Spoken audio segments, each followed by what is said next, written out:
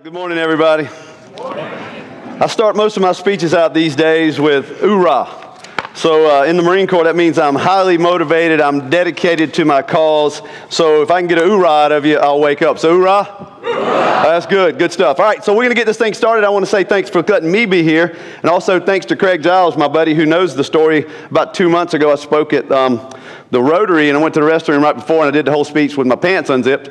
So Craig, thanks for reminding me to make sure I looked down before I came up. That was good. That's a true story. I don't know if any of you were there, but I hope you didn't notice that. So I'm going to do something today real quick to get this thing started. And I'm going to tell you to do something that you probably, I know I will never do to my teenager. And I'm going to get you to take out your cell phone.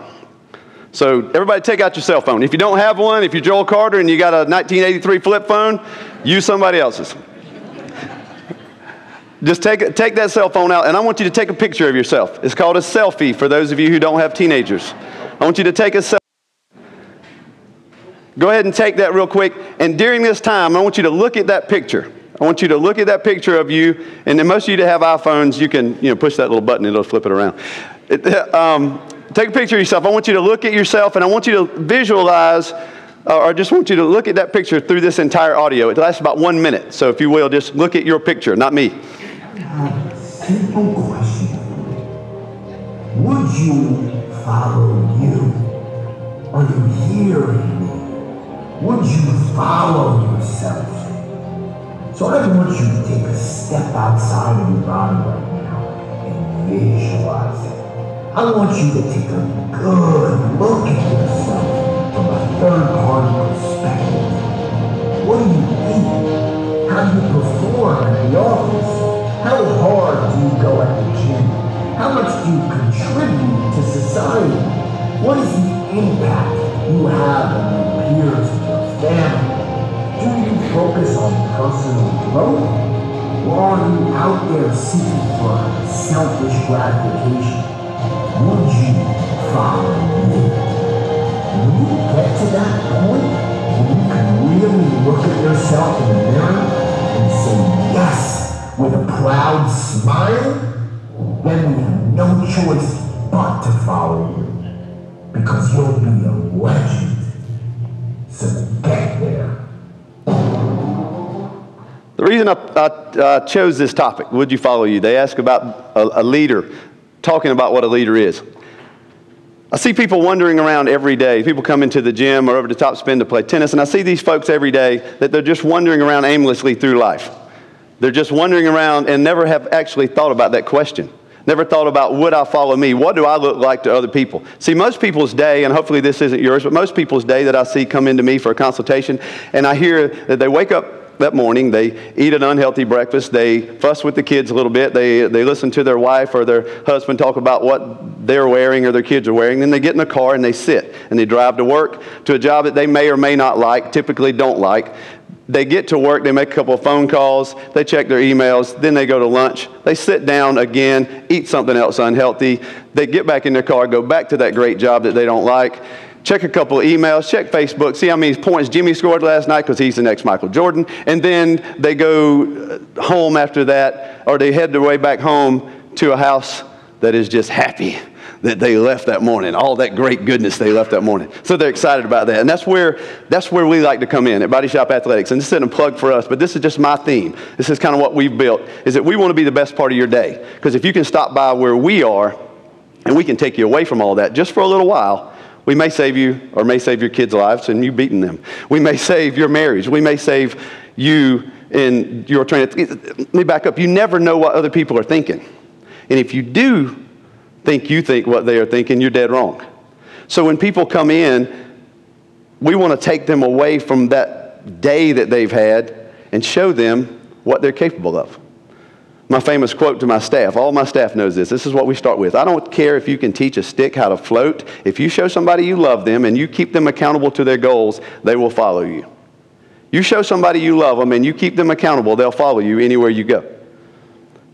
It was about 5 or 6 years ago at this LeaderCast, actually, that I was posed with a question that I came to know was my life. I thought they were talking to me through that screen. They said, were you always just the young guy in the room, sitting there at meetings listening, and all of a sudden you got 30 or 40 employees and they're all looking to you for the answer?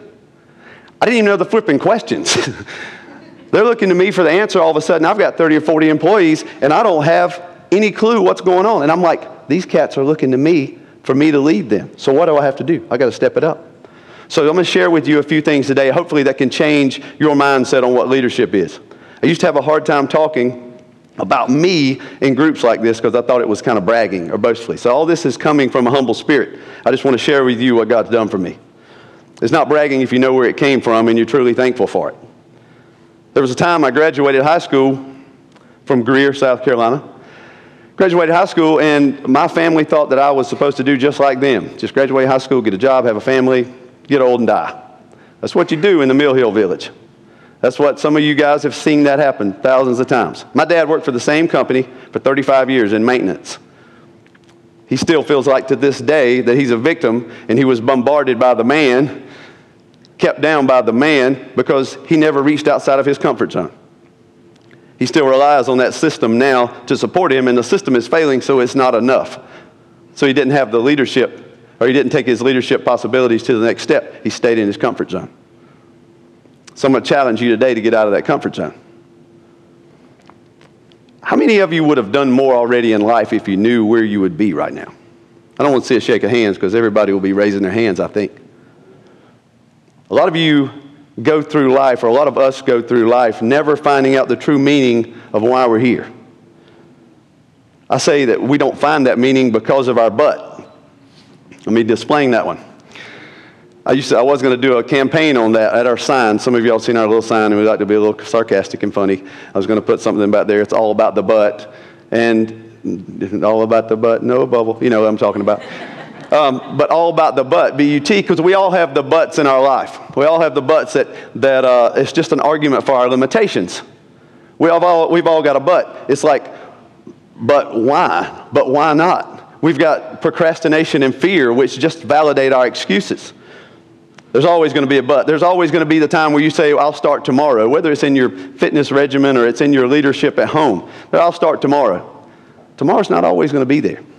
I can promise you that. I've seen it happen time and time again, and so have you. Tomorrow is not promised. So why not start today? Abraham Lincoln said that good things come to those who wait. I say it's just the only thing that's left is the leftovers, because the people that have been out there hustling and the leaders leave you those leftovers if you wait. That's why I get up every morning at 4 o'clock, and I get to the gym and I open the doors and I meet a great group of people and I start my day. So first we got to change our mindset. We got to change our mindset of what our true calling is. We need to think about why we're here. We need to change your view. Speaking of changing the view, I speak a lot about being in the Marines. If it were not for the Marine Corps and Jesus Christ, I'd be dead or in the penitentiary, no doubt. I know that I speak a lot about the Marines because that taught me a lot about life. And when you get to boot camp, they put you in a platoon and they size you up. So from tallest to shortest, you're in that platoon. The leaders are the tall ones, and I was not in the front of the group. I know that's shocking. So I was about the middle of the group because I'm of average height for a male. So I know somebody's arguing, but I was in the middle of that group. After about the third or fourth day, I realized that my view had never changed. I was looking at the back of some dude's head just marching. And I realized that I was missing out on a lot of things that were happening in front of me, and I couldn't get it because I wasn't in the front. So one day, just how God always works, one day the platoon leader, or guide, he carries a guide iron, or flag, he screwed up. The drill instructor grabbed that thing out of his hand. He said, I can't believe you did it. And as soon as he grabbed it out of his hand, I stepped up and I grabbed that guide iron. I don't know why. Stepped up, I grabbed that guide iron, and I carried that guide iron for 12 weeks, and I graduated honor man out of that platoon because I continued to lead. And one thing I did find out was, hey, if I'm up here, I can see all that's going on, and whatever I do influences these cats behind me, and I'm going to lead them. So if I'm in charge, if I'm leading them, I know where we're going. I'm going to take them to success because I'm going to do all I can. I found that if I'm in front, folks are going to follow. I did the same thing when I got out of boot camp. I went to Lackland, Texas, and went to military police school down there. Took that same attitude down there. And there again, I'm not bragging about this. I took that same attitude down there, and I graduated top of my class, and I got chosen to protect President Reagan, then later President Bush. Left there, got out of the Marines, came home, went on with state law enforcement, graduated top of my class. Then later, a few years later, was chosen from over 1,000 troopers in the state at the time to be one of the 3 bodyguards for the governor. Traveled went to 10 countries and 48 states.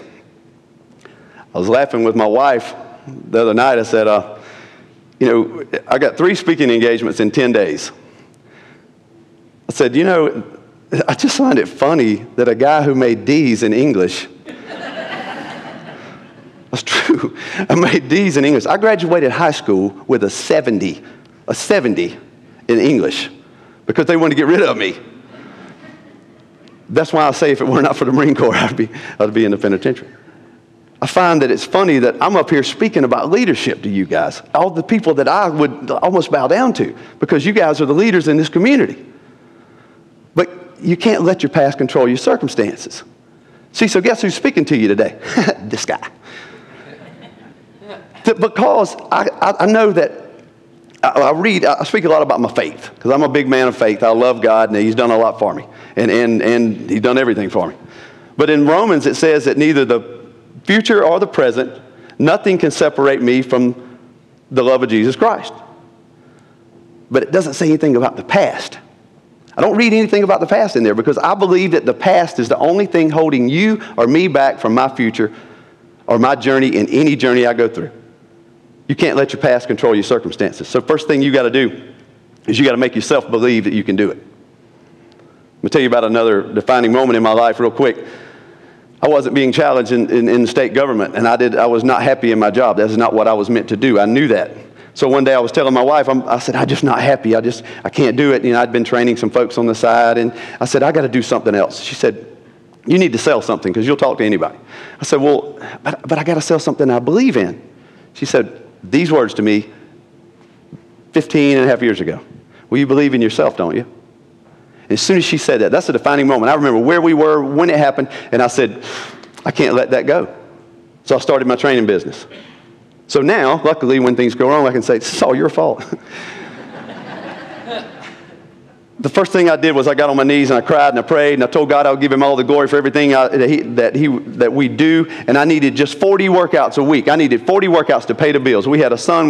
My wife was not working at the time. So I needed 40 workouts just to pay the bills.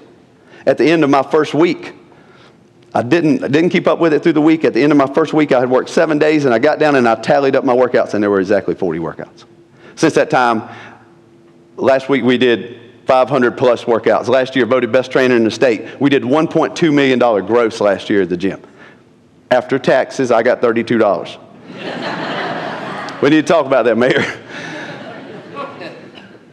You got to learn to conquer your fears.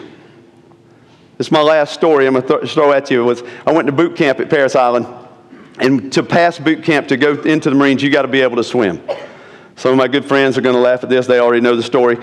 I got there, and we went through swim qual, and you have to swim up and down in the pool. You got to stay in the water swimming for 10 minutes. It doesn't matter if you're floating on your back or treading water, but you got to go down and back twice in an Olympic-sized pool and stay in the water 10 minutes without touching bottom. So at about 10 seconds left, I hear the countdown, 10, 9, and then I hear, look, look, look, look, look, look, and I'm to the bottom. I failed, flunked miserably. I'm done. I'm everything I had. So they send you back to teach you how to swim.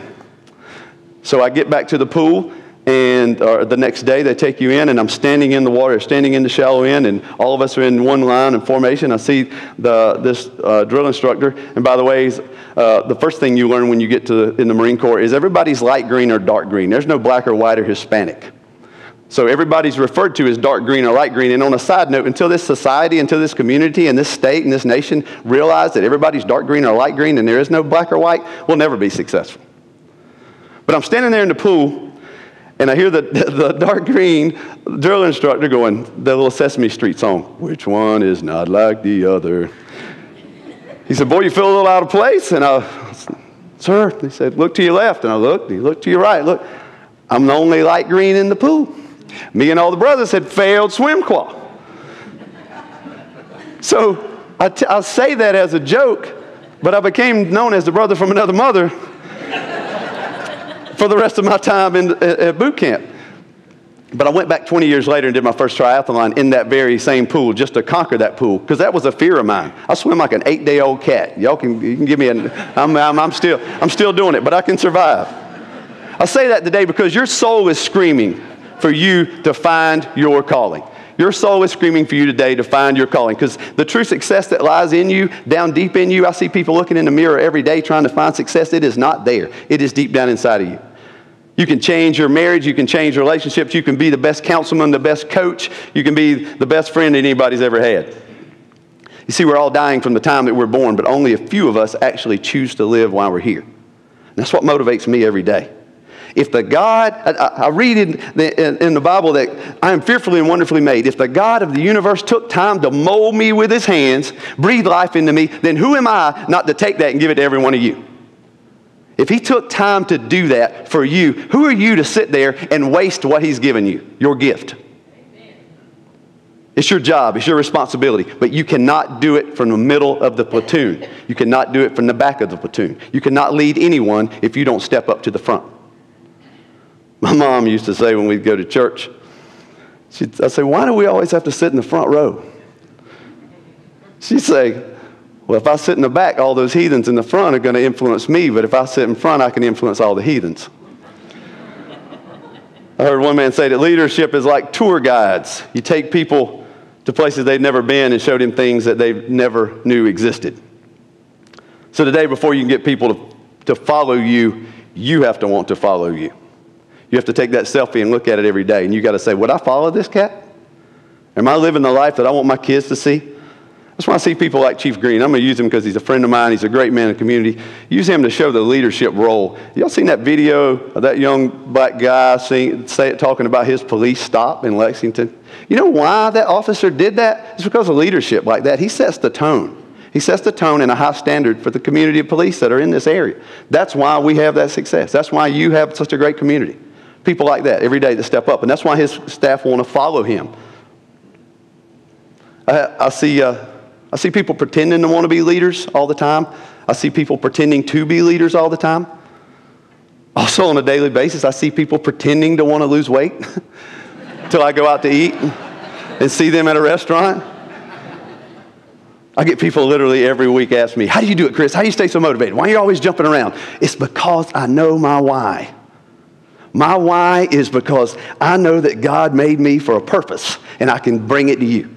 I've been trying to get here for 30 years, and I'm not here yet, but I'm going to continue to work. How cool is it that every day I get to join people on their physical, spiritual, and mental journey? They give me their two most valuable assets. They give me their time and their money to join their life and lead them. It's going to take commitment. It's going to be hard work. It's not easy to be in front of the platoon. It's not easy to lead.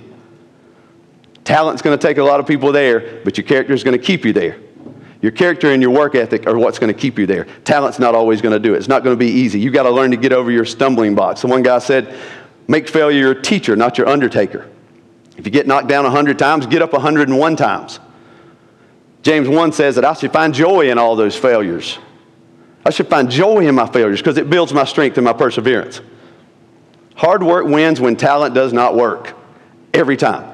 Because I'm not here today because I'm smarter than you. I'm not here today because I'm better, stronger, faster. Definitely can't swim better than you. I'm here today because God gave me a chance to lead some folks. And to show you that if I can do it, you can do it. There's no doubt about it. There's that if. If you change your mindset. If you work on your goals. You may be smarter, you may be better, you may be faster, but you will not, I guarantee you, you will not outwork me because I'm going to do everything I can to bring it every day. Every day. So I'll leave you with this. Take your selfie back out. Take your selfie back out, and I want you to look at it. Don't check your email yet. Just check. Hold on. Don't check Facebook. Billy's not scored any points. How about this? Let me show you some pictures. This may not be your calling, but just think about all the lives he can influence and he can lead. How about this next one? I say it's just as important as the first one. He's got a chance to lead. How about this one? That's a lot of us. I say that's just as important as the other two. It's not about how many you lead, it's what you're leading. It's the fact that you're leading. How about this one? Who you leading? Who you leading at home? Dang it, I get fired up every time I see a dad or a mom or somebody that just does their own thing and leaves their kids out there that expects the world to raise them. You're leading them. You never know how many people are relying on you every day. So you got to bring it. You got to bring it every day. I don't care if you're having dinner with the president at the White House or you're at his house feeding the homeless. You're leading somebody. Always look at it that way. You reproduce what we are, not what we say we are. Nobody wants you to do this. They want you to lead them in front. I'm going to leave you with saying that you have a chance to change a life. Every day. Every day you have a chance to change your life. And if you don't believe that, you're not truly looked inside of yourself. Look at that selfie every day and say, I can change somebody. I can change somebody. Thank you guys for having me. Can I get a hoorah on 3, 1, 2, 3? Hoorah! All right, good job. Thank y'all very much.